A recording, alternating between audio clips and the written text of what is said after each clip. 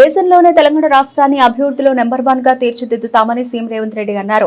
రైతులు, విద్యార్థులు, నిరుద్యోగులు, మహిళల సంక్షేమమే ప్రధాన లక్ష్యంగా ప్రజాపాలనను సాగిస్తున్నామని అన్నారు. చొప్పదండి మండలం గుమ్లాపూర్లో ఏర్పాటు చేసిన ప్రజాపాలన ప్రగతి బాట కార్యక్రమంలో భాగంగా పలు అభివృద్ధి కార్యక్రమాలకు ముఖ్యమంత్రి శంకుస్థాపన చేశారు.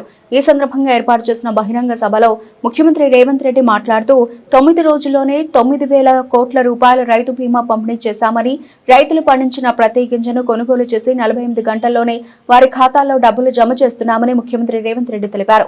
రైతు రుణమాఫీ 25,35,000 రైతులకు 21,000 కోట్ల రూపాయలు, 2 లక్షల రూపాయలకు లెక్క కట్టి రైతులకు రుణమాఫీ చేసి 9 రోజుల్లోనే 9,000 కోట్ల రూపాయలు రైతు భరోసా తుమ్మల నాగేశ్వరరావు గారి నాయకత్వంలో వాళ్ళ ఖాతాలలో నగదు బదిలీ చేసింది నిజం కాదా?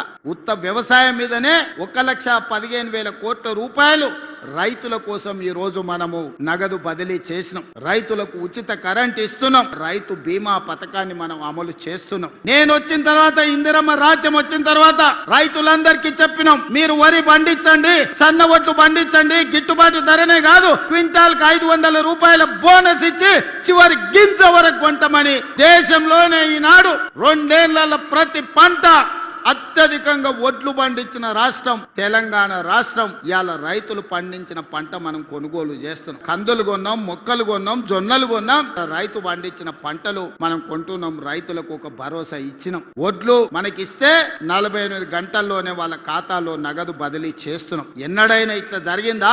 ఆ ఎలా ఒడ్లు తీసుకపోతే మిల్లర్లు, దళారులు కుమ్ముక్కై తాలు పేరు మీద, తడి పేరు మీద క్వింటాల్కి 10 కిలోలు దండి కొడుతుంటే ప్రభుత్వంలో ఉన్న పెద్దలు వాటాలు మెక్కిండ్రు తప్ప ఏ రోజు కూడా రైతులను ఆదుకోలే. ఇవాళ ఎవడైనా మిల్లర్ అయినా దళారైనా తాలు పేరు మీద, తుట్టి పేరు మీద ఏమన్నా కట్ చేస్తున్నారేమో చూడండి, ఈపులు విమానమూతం అవుతాయని మన ప్రభుత్వంలో చెప్పడం జరిగింది. మిత్రులారా, ఇలా రైతులకు చూడండి, రైతు భరోసా కావచ్చు, రైతు రుణమాఫీ కావచ్చు, రైతు గిట్టుబాటు ధర కావచ్చు, రైతు బీమా కావచ్చు, రైతులను ప్రతి నిమిషం ఆదుకొని రైతాంగ కుటుంబాలను ఈ రోజు రైతును రాజును చేయడమే కాకుండా వ్యవసాయం దండగా కాదు, వ్యవసాయం పండుగ చేసి చూపిస్తామని ఈనాడు రైతాంగాన్ని మనం ఆదుకున్నాం.